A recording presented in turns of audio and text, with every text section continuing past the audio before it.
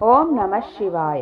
ಕಾರ್ತೀಕ ಮಾಸದ ಪುರಾಣ ಅಧ್ಯಾಯ 4.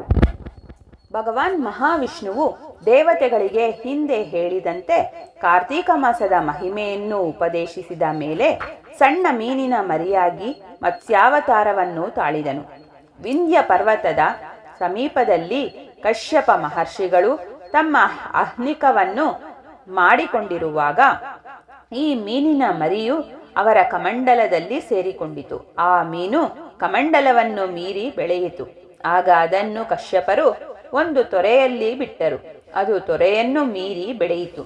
ಆಗ ಅದನ್ನು ಕಶ್ಯಪರು ಸರೋವರದಲ್ಲಿ ಬಿಟ್ಟರು. ಈ ಅಲೌಕಿಕ ಮತ್ಸ್ಯವು ಸರೋವರವನ್ನು ತುಂಬಿಕೊಂಡಿತು. ಸರೋವರವು ತುಂಬಿದಾಗ ಅದನ್ನು ಸಮುದ್ರದಲ್ಲಿ ಬಿಡಬೇಕಾಯಿತು. ಮತ್ಸ್ಯ ಮೂರ್ತಿಯಾದ ವಿಷ್ಣುವು ಸಮುದ್ರವನ್ನೆಲ್ಲ ಆಕ್ರಮಿಸಿ ಶಂಖ ನಾಮಕ ದೈತ್ಯನನ್ನು ಸಂಹರಿಸಿದನು. ಅನಂತರ ಬದರಿಕಾಶ್ರಮಕ್ಕೆ ತೆರಳಿ ಅಲ್ಲಿ ಋಷಿಗಳನ್ನು ಉದ್ದೇಶಿಸಿ, ಮುನಿಗಳೇ, ವೇದಗಳು ಶಂಖನಾಮಕ ದೈತ್ಯನ ಕಾಟವನ್ನು ತಡೆಯಲಾರದೆ ನೀರಿನಲ್ಲಿ ಅಡಗಿಕೊಂಡಿವೆ. ನೀವು ಅಲ್ಲಿಗೆ ಹೋಗಿ ವೇದಗಳನ್ನು ಹುಡುಕಿಕೊಂಡು ಬನ್ನಿ. ನಾನು ಪ್ರಯಾಗದಲ್ಲಿ ನೆಲೆಸಿರುತ್ತೇನೆ ಎಂದನು. ಪರಮಾತ್ಮನ ಆಜ್ಞೆಯನ್ನು ಶಿರಸಾವಹಿಸಿದ ಋಷಿಗಳು ಯಜ್ಞ ಯಾಗಾದಿಗಳಿಗೆ ಆಧಾರಭೂತವಾದ ವೇದಗಳನ್ನು ಹುಡುಕಿಕೊಂಡು ಹೊರಟರು. ಈ ವೇದರಾಶಿಯಲ್ಲಿ ಯಾರಿಗೆ ಎಷ್ಟು ಲಭ್ಯವೋ ಆ ಶಾಖೆಗೆ ಅವರೇ ಋಷಿಗಳಾದರು. ಅವರ ಶಿಷ್ಯ ಪರಂಪರೆಯ ಮೂಲಕ ಅದು ಪ್ರಚಾರಗೊಂಡಿತು. ಪರಮಾತ್ಮನನ್ನು ನೋಡಿ ನಮಸ್ಕರಿಸಿ ವೇದಗಳನ್ನು ತಾವು ತಂದಿದ್ದೇವೆಂದು ಹೇಳಿದರು. ಆಗ ಚತುರ್ಮುಖ ಬ್ರಹ್ಮನು ನಾರಾಯಣನ ಆಜ್ಞೆಯಂತೆ ಸಕಲ ವೇದಗಳನ್ನು ಸ್ವೀಕರಿಸಿದನು. ದೇವತೆಗಳು ಋಷಿಮುನಿಗಳೊಡನೆ ಆತನು ಅಶ್ವಮೇಧ ಯಾಗವನ್ನು ಮಾಡಿದನು. ಯಜ್ಞದ ನಂತರ ದೇವ, ಗಂಧರ್ವ, ಯಕ್ಷ, ಕಿನ್ನರರು ಪರಮಾತ್ಮನನ್ನು ಕುರಿತು, ಹೇ ಜಗನ್ನಿಯಾಮಕ, ನಮ್ಮ ಪ್ರಾರ್ಥನೆಯನ್ನು ಆಲಿಸಿ ಈ ಶುಭ ಸಂದರ್ಭದಲ್ಲಿ ನಮಗೆ ವರವಿತ್ತು ಸಲಹು. ಲಕ್ಷ್ಮೀನಾರಾಯಣನೇ, ಕೇವಲ ನಿನ್ನ ಅನುಗ್ರಹದಿಂದಲೇ ನಷ್ಟವಾಗಿದ್ದ ವೇದಗಳು ನಮಗಿಂದು ದೊರೆತವು. ಇದುವರೆಗೂ ರಾಕ್ಷಸನ ಕಾಟದಿಂದ ತಪ್ಪಿ ಹೋಗಿದ್ದ ನಮ್ಮ ಹವಿಭಾವಗಳು ನಮಗೆ ದೊರೆತವು. ನಿನ್ನ ದಯೆಯಿಂದ ಭೂಲೋಕದಲ್ಲಿ ಸರ್ವಶ್ರೇಷ್ಠವೂ ಪುಣ್ಯದಾಯಕವೂ ಇಹಪರ ಸೌಖ್ಯದಾಯಕವೂ ಆದ ಈ ಕಾರ್ತೀಕ ಮಾಸವು ಪಾಪಹರವಾಗಿದೆ. ಬ್ರಹ್ಮಹತ್ಯ, ಗೋಹತ್ಯ, ಸ್ತ್ರೀಹತ್ಯ ಮೊದಲಾದ ತಿಳಿದೋ ತಿಳಿಯದೆಯೋ ಮಾಡಿದ ಪಾಪಗಳು ಕಾರ್ತೀಕ ವ್ರತಾಚರಣೆಯಿಂದ ನಾಶವಾಗುತ್ತವೆ. ನಮ್ಮ ಕೋರಿಕೆಯಂತೆ ಕಾರ್ತೀಕ ಮಾಸದಲ್ಲಿ ವಿಶೇಷ ಫಲಗಳನ್ನು ಹೊಂದುವಂತೆ ಅನುಗ್ರಹಿಸು ಎಂದು ಬೇಡಿದರು.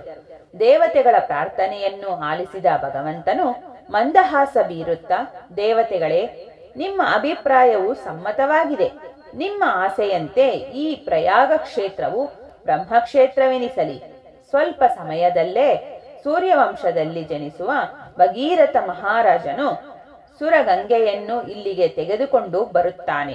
ಈ ಪ್ರಯಾಗ ಕ್ಷೇತ್ರದಲ್ಲಿ ಗಂಗಾ ನದಿ ಹಾಗೂ ಸೂರ್ಯಪುತ್ರಿಯಾದ ಯಮುನಾ ನದಿಗಳು ಸೇರುತ್ತವೆ. ಬ್ರಹ್ಮಾದಿ ದೇವತೆಗಳಿಂದ ಸಹಿತನಾಗಿ ನಾನು ಇಲ್ಲಿ ವಿಶೇಷ ಸನ್ನಿಧಾನದಿಂದ ನೆಲೆಸುತ್ತೇನೆ.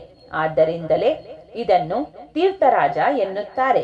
ಈ ಸ್ಥಳದಲ್ಲಿ ಆಚರಿಸಿದ ಸ್ನಾನ, ದಾನ, ವ್ರತ, ಯಜ್ಞ, ಹೋಮಗಳು ಅನಂತಾನಂತ ಫಲದಾಯಕವಾಗಿವೆ. ಈ ಕ್ಷೇತ್ರದಲ್ಲಿ ಮಾಡಿದ ಪುಣ್ಯ ಕಾರ್ಯದಿಂದ ಕೇವಲ ಕ್ಷೇತ್ರ ದರ್ಶನದಿಂದಲೇ ಮಹಾಪಾತಕಗಳು ಸುಟ್ಟು ಹೋಗುತ್ತವೆ. ಈ ಕ್ಷೇತ್ರದಲ್ಲಿ ದೇಹತ್ಯಾಗ ಮಾಡಿದವರಿಗೆ ಪುನರ್ಜನ್ಮವಿಲ್ಲ.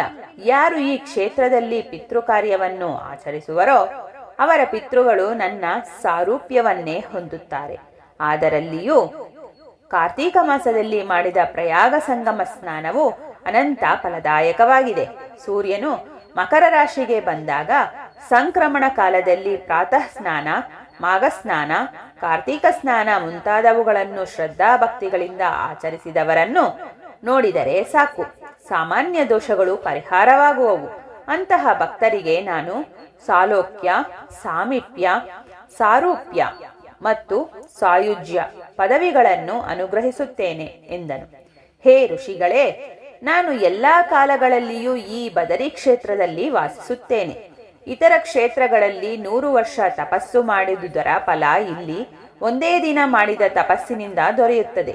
ಈ ತೀರ್ಥದರ್ಶನ ಮಾತ್ರದಿಂದಲೇ ಎಲ್ಲಾ ಪಾಪಗಳು ಮಾಯವಾಗುತ್ತವೆ. ಭಗವದ್ಭಕ್ತರು ಇದರಿಂದ ಪುನೀತರಾಗಿ ಮೋಕ್ಷವನ್ನು ಪಡೆಯುತ್ತಾರೆ ಎಂದು ಹೇಳಿದ ಶ್ರೀಹರಿಯು ಮುನಿಗಳನ್ನು ಆಶೀರ್ವದಿಸಿ ಬ್ರಹ್ಮನೊಡನೆ ಅಂತರ್ಧಾನ ಹೊಂದಿದನು.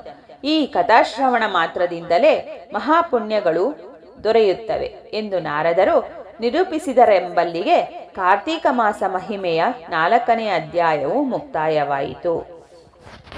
Thanks for watching this video.